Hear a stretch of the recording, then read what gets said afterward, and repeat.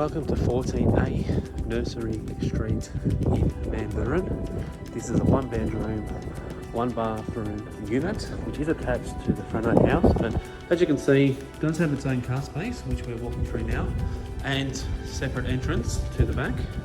So here's a little pathway here. So as you can see, part of it is shared, like for example these windows are the front house, so front people wouldn't want to leave their blinds open too much, they're getting changed and like that.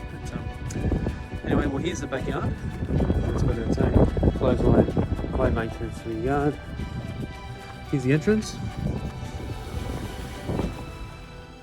So as you can see, it's got everything you need. It's nice and spacious, light, bright. It's got your kitchenette there. Plenty of space there for your fridge.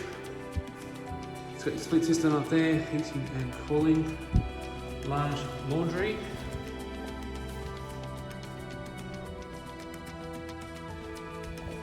And here's the main bedroom. Again, nice and light and bright, which leads to the ensuite.